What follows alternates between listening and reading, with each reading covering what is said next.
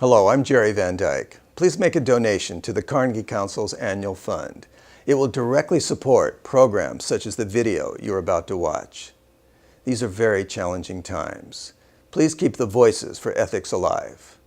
Go to carnegiecouncil.org and click on the button marked support. Thank you.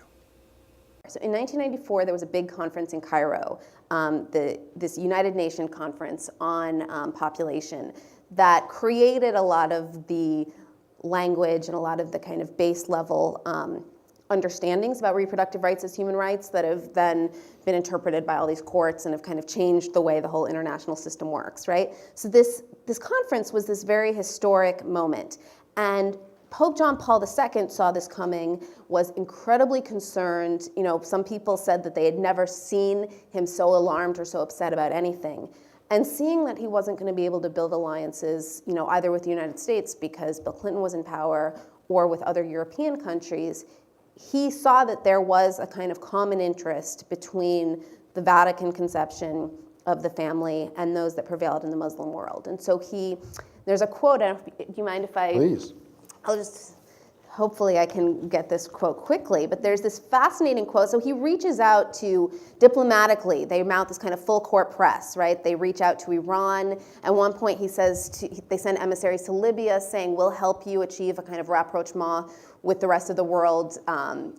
Libya was a kind of pariah because of the Lockerbie bombing, and they're saying, if you'll stand with us against this expansion of women's rights at the United Nations, we will help your reentry into decent society. And so there's a quote at the time from the Iranian Deputy Foreign Minister, Mohammad Akbar Hashemi Rafsanjani, about and this is when he's in talks with the Vatican in 1994. The future war is between the religious and the materialists.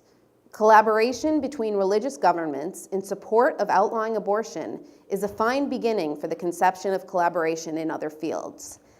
And so this alliance, this basically kind of axis of fundamentalists, although they're very much at each other's throats in all kinds of other aspects of human affairs, when it comes to women's rights, and specifically women's rights on the international level, there is this kind of amazing ecumenical cooperation.